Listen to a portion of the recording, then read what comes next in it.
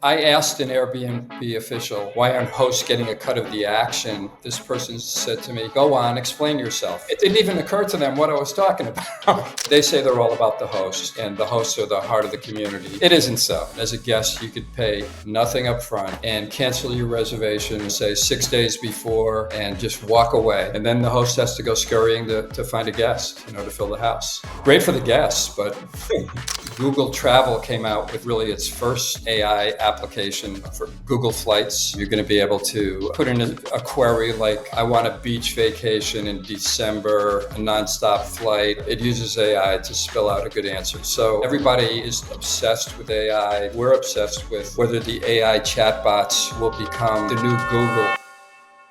We'll start the show in just a minute, but first, a word from our premier brand sponsor, Grand Welcome. My name is Simon Kouana. My name is Lawrence Kouana. We are the owner of Grand Welcome Hollywood, owner for 2 years and a half here in South Florida. We decided to get a franchise because we come from Paris and it's easy to start a company with a strong brand, with a strong franchise, and because you have the training, you have tools, you have the support of the franchisor, and you have also a lot of technology, software that can help you in daily basis to be successful, rather than starting from scratch. After 1 year, you can see a strong result with Grand Welcome because number one, the training was very efficient, and number two, there is a franchise success manager, and you can meet him every week and he can help you to overcome all the obstacles that you can meet. We expand very recently to do amazing territories, and we are very, very exciting about that. We are very confident to grow faster because we have a lot of support from the franchisor. The franchisor set up everything for us in order to help us. We have efficient tools, we have efficient assistance, support, training, follow-up about franchise success, and we have now the experience of 2 years and a half, and we are very ready to grow. I can tell someone thinking to get started with Grand Welcome, follow the advice and the support of Grand Welcome. And for sure, I can promise you, if you are serious, if you work hard, if you are constant in your effort to grow your business, you will be successful. I will recommend Grand Welcome because this brand is not focused only in the success of the franchisor. They helping in daily basis the franchisee in the field, in the ground, to overcome all their obstacles and to be successful, and that is amazing. Click the link in the description to get a free growth hack analysis and a P&L evaluation, and make sure to tell them you heard about this offer on the Alex and Annie podcast. Welcome to Alex and Annie, the Real Women of Vacation Rentals. I'm Alex. And I'm Annie. And we are joined today by Dennis Schaal, who is the executive editor of Skift. Dennis, it's so good to finally have you on the show. Thank you. It's great to be here. I was so excited when I got to meet you about a year ago in person. It was like meeting a rock star. Everybody was around him. Everybody wanted to talk to him. Get out of town. Man about town. You guys with the podcast, you're everywhere. Oh my gosh.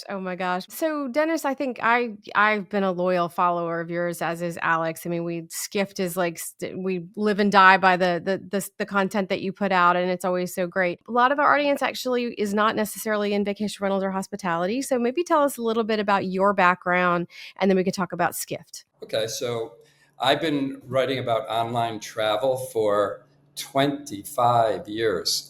Wow. I started at Travel Weekly, and then I had a column for USA Today about travel websites. I wrote for this tech publication called T-News, which became FocusWire. And then we started Skift in 2012. I'm trying to remember. There were 3 of us.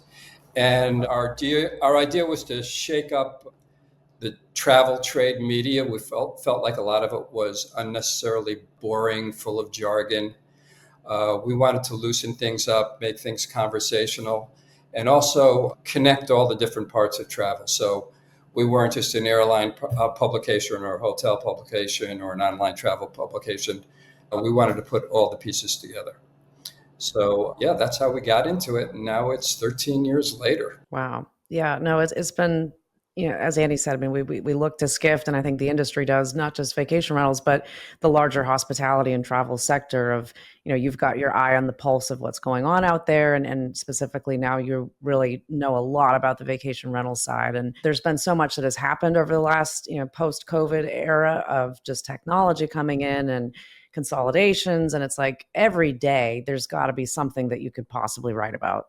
But I'm curious, like, from your side, I mean, you're kind of deciding where you go with different stories that you're covering, but what makes a story interesting to you, and what makes it something that Skiff would cover? We try to write stories that are impactful in terms of impactful to the industry. So a lot of times we get pitches about from companies that are really small and nobody ever heard of them. And that's good to write about every once in a while if they're doing something really interesting. But we focus on the larger brands that are really going to make a difference in people's lives, in people's businesses. We don't necessarily write about partnerships all the time, but basically about the future of travel, big things that are impacting the industry. We try to write original things, not to rewrite press releases. People approach us with scoops on various things. Somebody contacted me yesterday that one big company has called a meeting to talk about another big company next week, and we don't know what the meeting is about, but could be a deal in the works. So I'm contacting different sources. I'm contacting a member of the board of one of the companies and asking him, what does he or she know? That's the way we approach it. So you're kind of an investigative reporter. The best thing we could do is to write a scoop, to write something about, that nobody knows anything about. That's often the most fun. It's what readers want. Readers want original stuff. They don't want the same stuff that everybody, had yesterday morning. Right. Yeah. Well, and I think it's a good sign, and you have certainly in Skift have helped with the progression of this, but it's like, if people want to talk about you and they want to write about you, that's normally a good thing, actually. I mean, there's no such thing as bad press to some extent, but it means that the industry is evolving and it's of interest to a lot more large scale audience than it used to be. That, 10 years ago, there was nobody writing about vacation rentals. I mean, like maybe just some of our internal, publications, Verum Intel, within very closely knitted into the industry. But to now see, companies like Skift and others that are really keeping a keen focus on what we're doing, it just shows that this is obviously something that people are watching. And like you said, they want to hear more than what they can just read in a press release. But I'm curious, like, what have you seen this year that is really just kind of like, what are the trends you're seeing, if you had to kind of summarize the year of like the biggest things that you guys are really trying to make sure you keep a focus on? Yeah, I mean, AI, of course. Everybody's talking about AI. Everybody's using AI. The bigger players. Yesterday, Google Travel came out with its first AI application for Google Flights. You're going to be able to put in a query like, I want a beach vacation in December, a nonstop flight. I'm a foodie. Where should I go? And it uses AI to spell out a good answer. So everybody is obsessed with AI. We're obsessed with whether the AI chatbots will become the new Googles in terms of a new channel, to sell your stuff. Will property managers have to advertise on ChatGPT in order to attract bookings? Of course, everybody wants direct bookings, but if you don't get direct bookings, is this the new booking channel? And of course, regulation is always a hot topic in the vacation rental industry. We're seeing crackdowns in Spain and Italy, New York. I read about Monterey, California, I think this week, passing a law to limit vacation rentals to, I think, 4% of homes in primary residential neighborhoods. That is always a trend as well. And I imagine Airbnb is always a hot topic.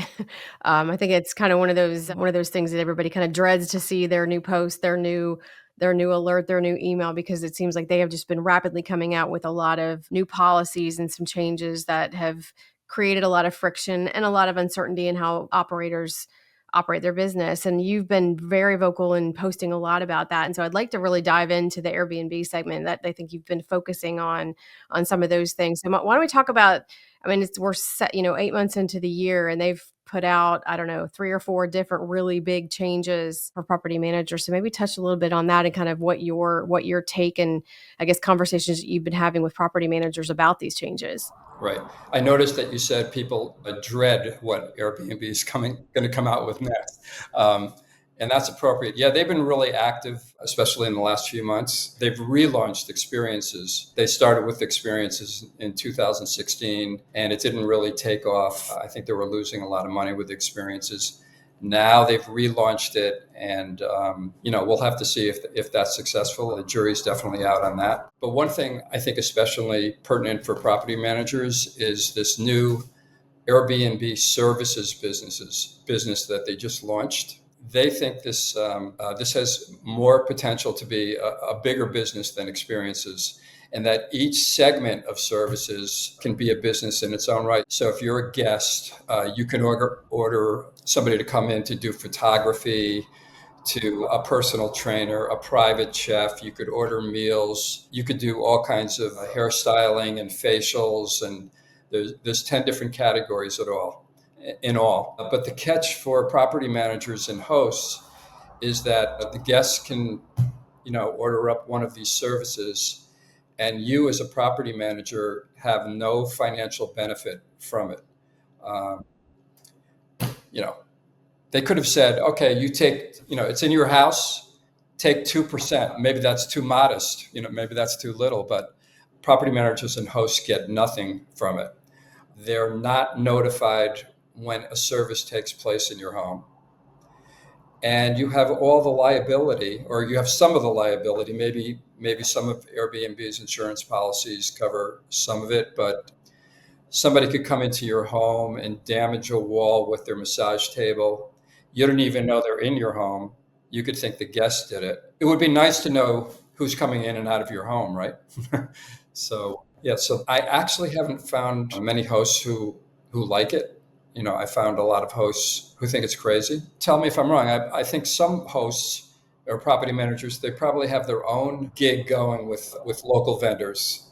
So you might be competing with the host's own business. It begs the question, and I think I asked you when we were off camera, is do you think from your vantage point that Airbnb feels that they are completely in the driver's seat and in control of the entire relationship with the guests, that these property managers are just an ends to a means, that they're not part of the relationship? It's just, we're sending you a reservation.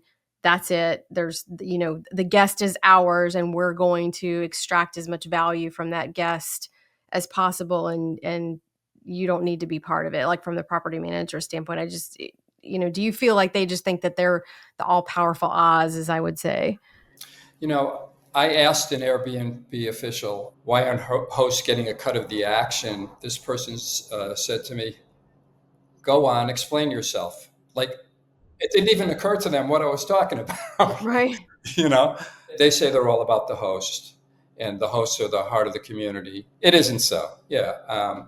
I guess they feel they're the biggest game in town. They can use your home and not compensate you for it. Well, and everything's been, there's no coincidences here. I mean, Airbnb has done all of these different steps to get to this point very strategically. That was just a few months ago, this March, that they released that, I mean, you cannot even post booking, you're not allowed to ask for the email address. You're not allowed to take them to any external guest app to be putting in any sort of information. I mean, and they're closing that box. And, it makes perfect sense for Airbnb. If you're in that situation and you can control it, then why wouldn't you? But it definitely, the issues with Airbnb have been around for many years now. And we had the hashtag We Are Not Airbnb shirts a few years ago. And I feel like, things have not gotten any better since then. If anything, they've only gotten worse. That there's from our side and from the property management companies that I represent, from their side, it's like we have all these issues or things that we feel like if they would just listen, that would make us also want to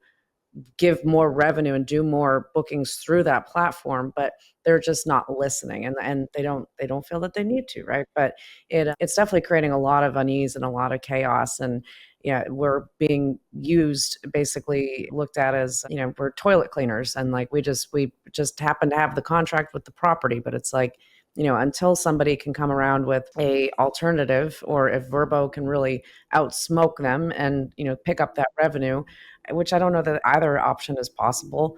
It's, it's a necessary evil that you have to put your properties on there, but it's tough. So far, Verbo isn't picking up the slack. So they're still, they went through this whole big tech migration that took a few years, and they still haven't recovered from it. They said this week that they have big gaps in supply, which they're still working on. Their bookings were soft. So I'm wondering, do you feel like the resentment against Airbnb among property managers, is that growing, or is it? I mean, it's been pretty heightened for quite a while, right? I don't think that it's ever let up, to be honest. I think it's just been like a slow increasing unease of like frustrations and things that just, the one thing I will say, I mean, property managers do not have nearly as many problems with Verbo as they do with Airbnb. That Verbo comes to our conferences. We had Tim Rizzolio on our show a few months ago.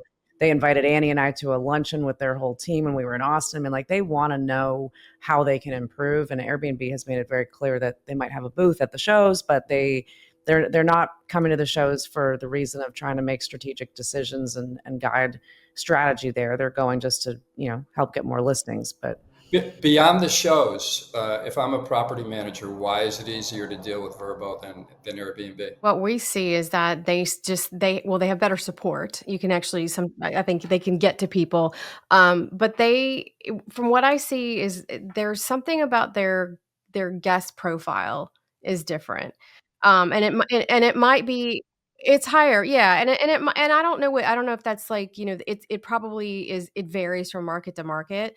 But I think if you're looking at people that are looking to go to a traditional vacation rental destination, Verbo has kind of owned that market, and Airbnb sort of came in and like dug in, and took away some of their thunder there. But what I find interesting is that it seems that what I see anyway is that the people that are the most vocal about it probably don't represent the largest amount of the inventory that sits on Airbnb. I could be wrong. I would love to see the numbers, but we invited them on the show, and they were the one OTA that just they didn't want to come on the show, and that's fine.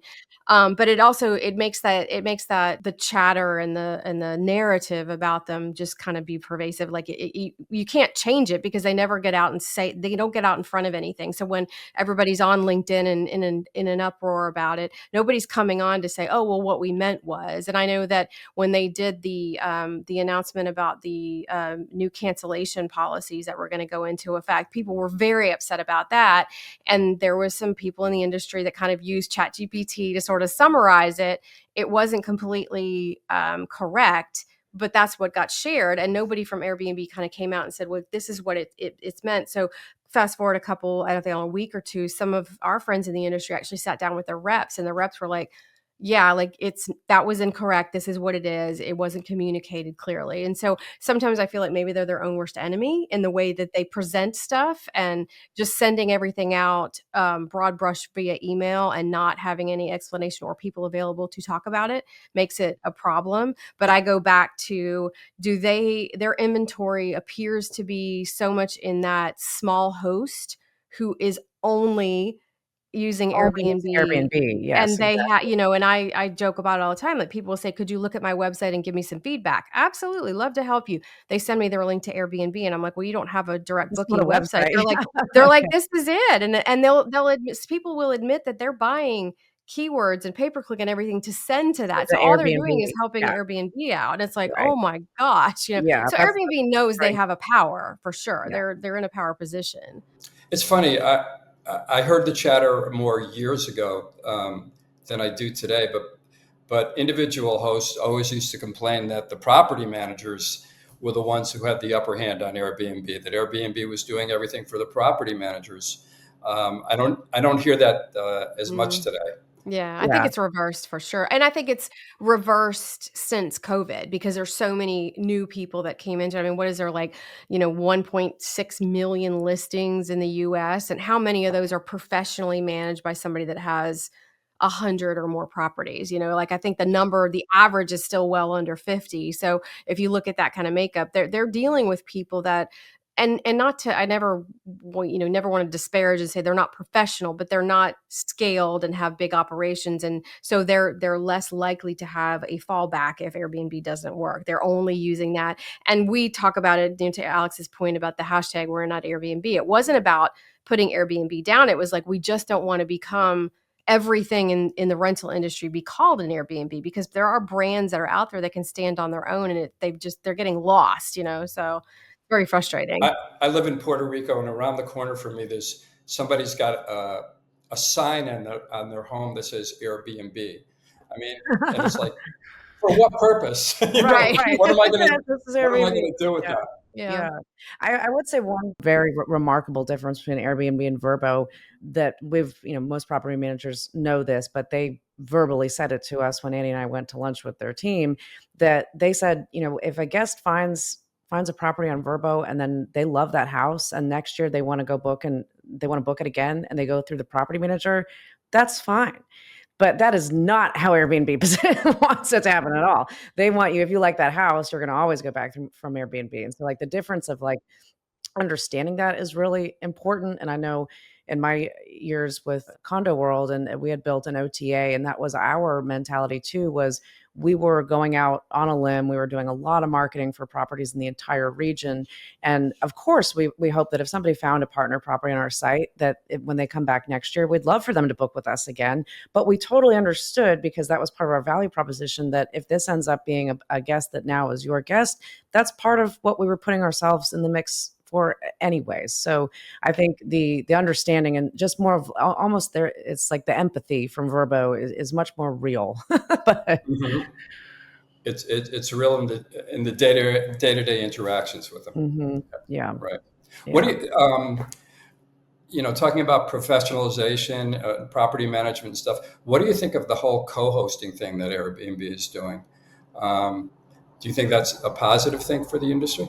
I don't think so, but I think the next phase of what you're going to see with co-hosts is you're going to find people that, okay, they're an Airbnb co-host, but they're also going to be in the same boat that the property managers are in now, that they're going to realize, well, shoot, I don't have a business if I don't have Airbnb. So how do I find, I've got these 5 properties that I co-host. How do I find other ways that I can put them on other channels, or how do I use other tools to make this process better?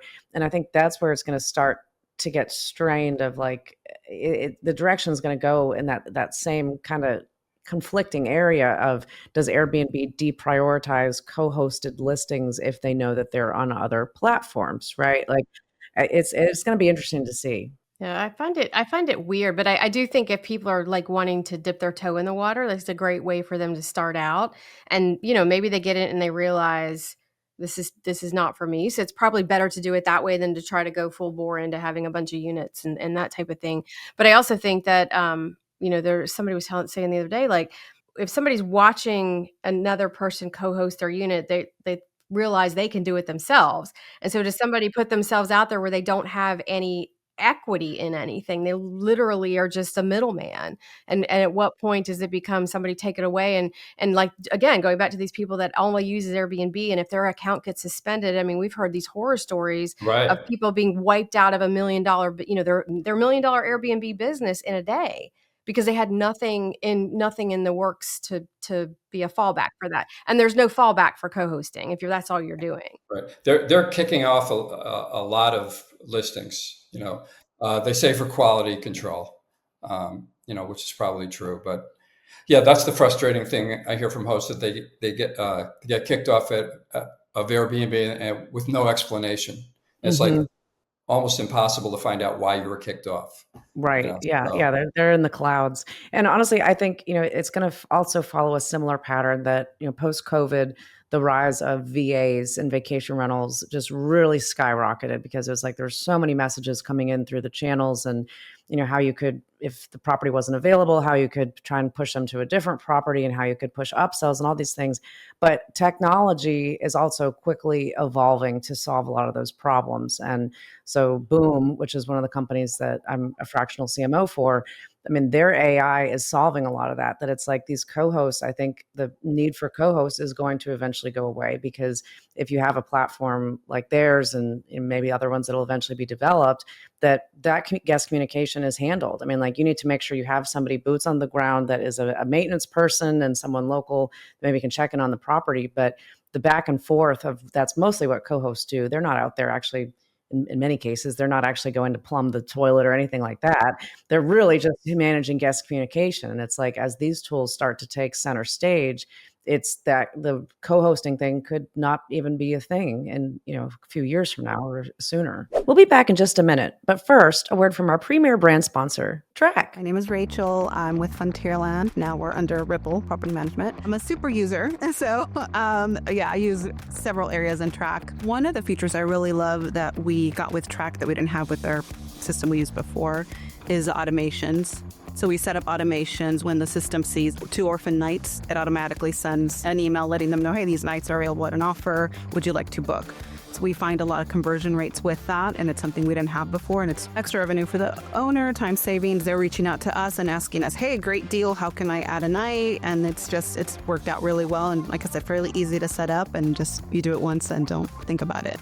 The onboarding to distribution, that was great. The review management is a game changer. I have an agent that's her role, and she's just like, this is amazing, thank you so much. The AI responses are really good. They need minor tweaking. The customer support on the distribution engine side is fantastic too. It's like within a few hours I have a response, if not sooner. So I've really, so far what I've seen from the distribution engine, I've really liked. I feel like there's a little more clarity with Trust Accounting and Track. The reporting's better than our old PMS system and just really easy to use. I can confidently say, hey, we've been with different systems. We've been with Track for 5 years now. We've seen it grow as a company as well. And the more we go and test out different places, we see that, no, this is where we want to be. The reporting's good. The accounting's good. For our needs, which are very similar needs to other PMs, we can say, no, we think we have the best one in terms of scalability. If you have a very small, maybe not. But if you're a mid-sized company and you're looking to grow, I would definitely think that Track is the way to go. Ready to take your operations to the next level? Get a free market assessment, a $400 value that gives you a clear picture of how your business stacks up against the competition. You'll meet one-on-one with a Track expert who will evaluate your performance in the context of your market, uncover gaps and opportunities, and deliver 3 to 5 actionable insights tailored to your business. This is your chance to find out what's working, what's not, and where you can improve based on real market data. Click the link in the description to get started today. So guest communication seems to be the sweet spot for AI right now in vacation rentals, right? Would you agree?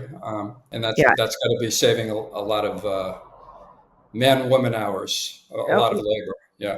Yeah. I mean, I was talking to a client earlier today that it's like 73% of her messages now are handled by the AI. And it's like, that's incredible. I mean, whether it's not meant to replace people necessarily, but it's like, if you have a great team, get your people off of having this, back and forth and just the stress of people texting you at midnight and everything else, that if you've got your system that is able to make things happen and get tasks and work orders that are automatically put in so that you're not having to manually do that, it's like that frees your team up to go work on higher level things of like, how are we going to grow the business? Like, let's go spend more time with homeowners and go to real estate, local events and build relationships and partnerships and things that are actually going to move the needle and build a brand versus just the minutia of the back and forth.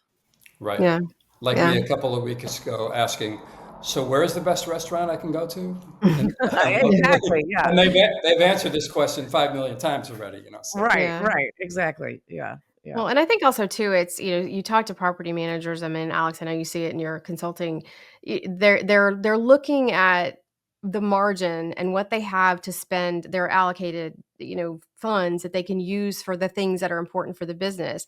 And there's these mandatory things that they've had to have, which are people to answer the phone, people to answer the questions, people to answer reviews, like those kind of things.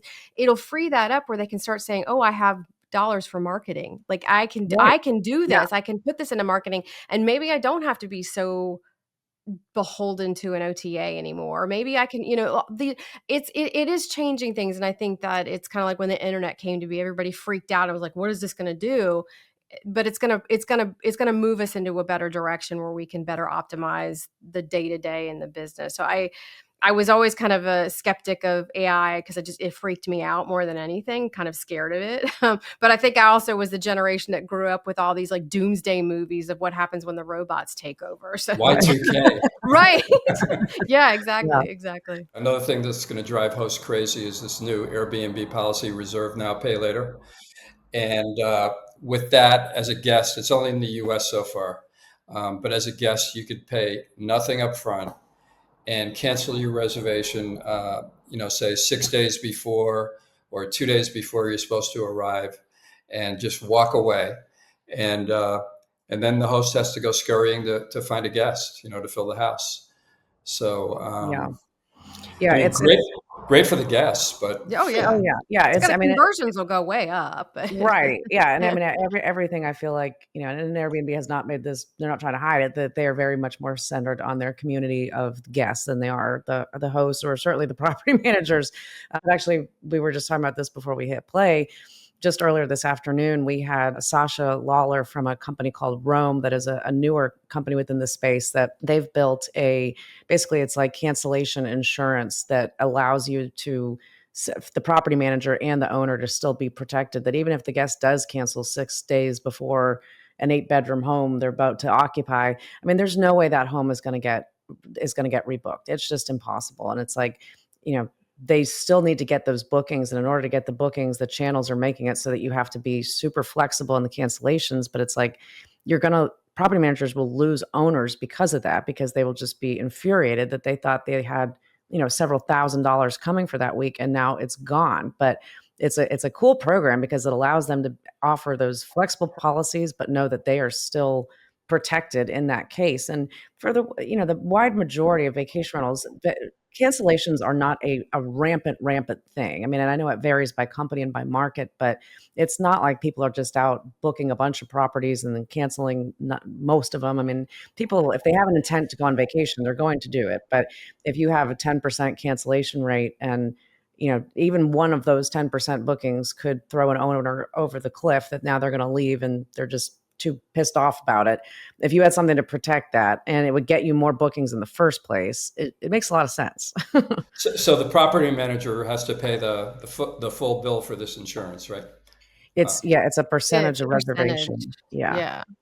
So they're selling it as a premium add-on to be able to have typically if you've got the non-refundable, and those non-refundables generally are discounted, and if you have a refundable you pay higher. And so by being able to offer this, they offer it as a premium. So I think it's a win-win. We were talking about it. I mean, just from having been in property management before, that was always like such a stressor, was cancellations, and you just like didn't know what to do with it. And then people have travel insurance, but some of these insurances, like you read through it, it doesn't back up half the reasons you would have to cancel, so like there's just things that this would give the property manager the peace of mind. But interestingly, there was a conversation that was had yesterday on LinkedIn, and it was about the new buy now, pay later. And one of the people that commented on it was about people that are in rental arbitrage. And he's like, this takes the money out of their pocket. And I'm not a fan of rental arbitrage. I mean, I was back in the day when people were trying to do it. I was a property manager. We tried to do that with like individual owners, not like broad brush in a building or something like that. But do people that are on rental arbitrage, are they not doing trust accounting? Like he was like that, this 50% of our revenue could be that we need. And I'm like, if you're spending the money before the reservation is consumed, like that's a dangerous game to be playing. It's just a fascinating place because you've seen the companies that did that in mass, and they're not around anymore. And so there's people that are still doing it. And Alex and I interviewed somebody about 2 years ago, and we joke about it all the time because as we're talking to them, it dawned on me that's what they were doing. And I finally just said, "Are you doing rental arbitrage?" And he was like, 100%. And I was like, "Why? Like, why are you doing this?" And he's like, "Because in July I've got, $1.5 million in the bank." And I was like, "Well, what about December?" And he goes, "Well, I'm back at my parents' house, but I'm eating ramen noodles, but so I'm in the basement." Right. But Alex and I joke about it all the time. It's like, if you put your stuff on Airbnb, you have this empire and you're driving a Bentley by Saturday, like it's just, but you got to turn it back in December. So What it's could go wrong? right.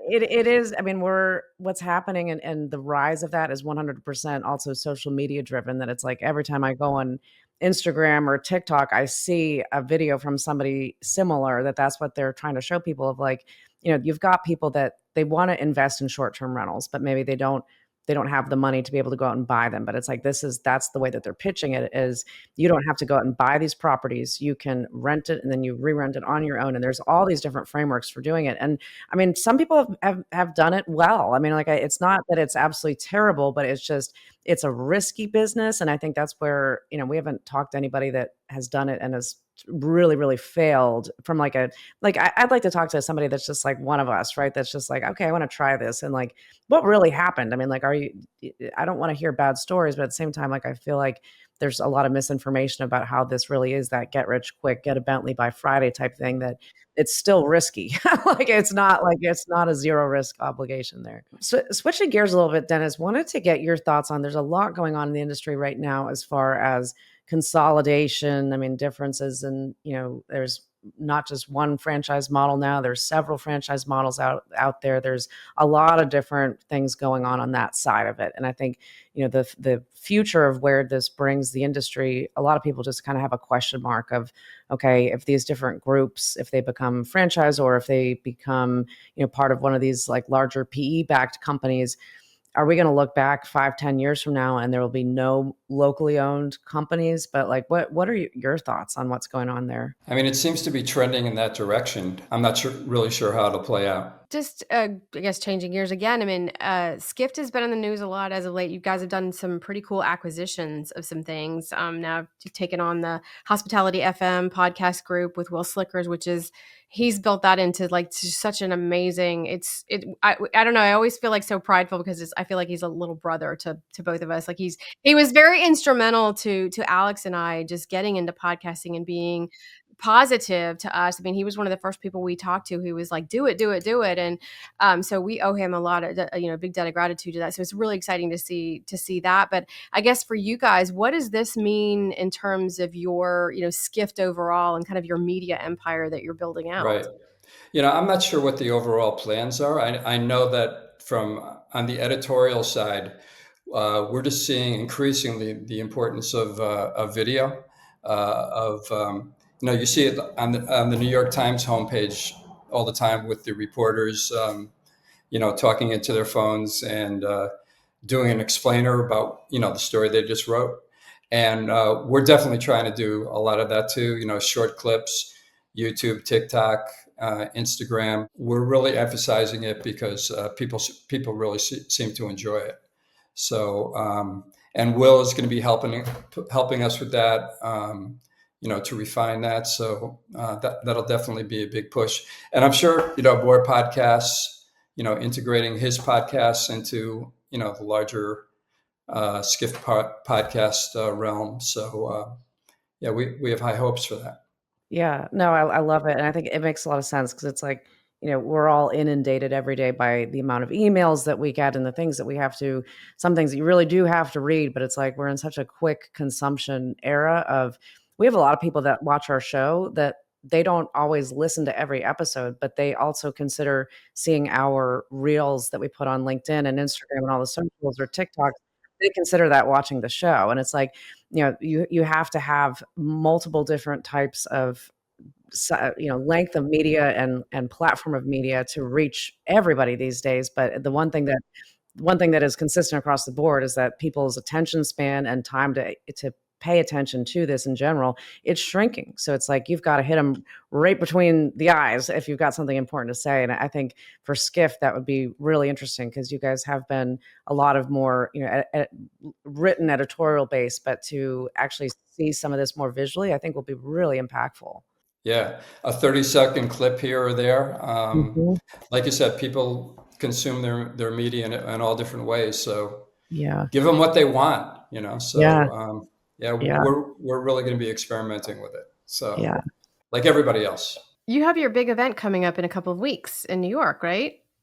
Yeah. So why don't you give us a little insight on that and who's on tap for it? All the major players are there, CEO of Expedia, Airbnb, Booking.com. They're going to be there, the big hoteliers.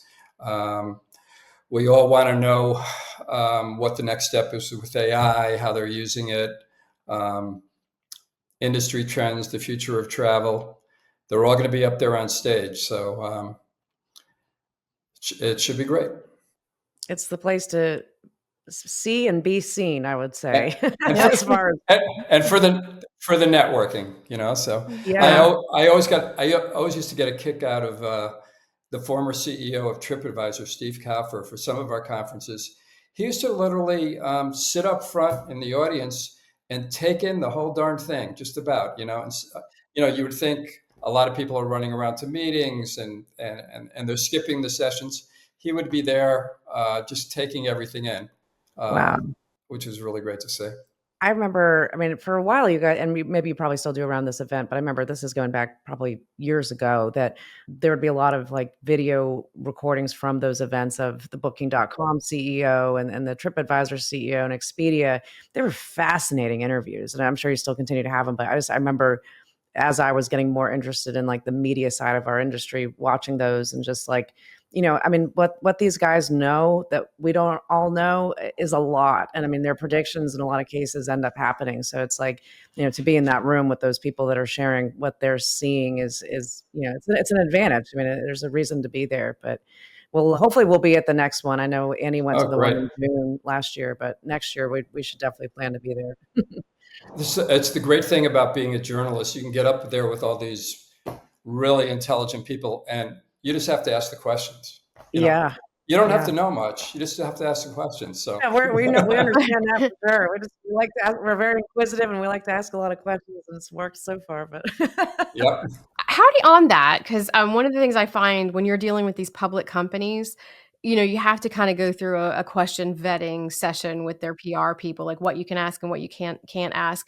How do you guys navigate that? Because I feel like sometimes anybody who's had to interview or been in the position to interview these people, it is frustrating because you think like, I just want to ask the question that comes to my head. And sometimes they just don't allow you that leeway to do that. So how do you guys have a structure wherein that they can give you guidance in what you can ask, but you still are able to ask the questions? Because I think from a journalistic integrity and from like the audience who wants this information, they really want to know the things. They don't want to know what the company wants you to know. Like you really want to ask these questions. So like for Airbnb, are you going to be able to say like, okay, people are frustrated, like how do you navigate those relationships to keep people, one, keep the companies coming, but two, be able to satiate the appetite of the people that are attending, that you're giving them the information they want. Yeah, it's a fine line. Like you're inviting these people to your conference, so you don't want to beat them over the head with a hammer, so it's a dance there. But I don't know if we're unique. So we have generally we have like a session, before the conference with the speaker or with the speaker's representatives. And we talk about topics that might be interesting, like, they might be doing things that we might not have any idea they're doing, they're new or whatever. But one thing is cool is we do not give them the questions beforehand. We'll give them the topics,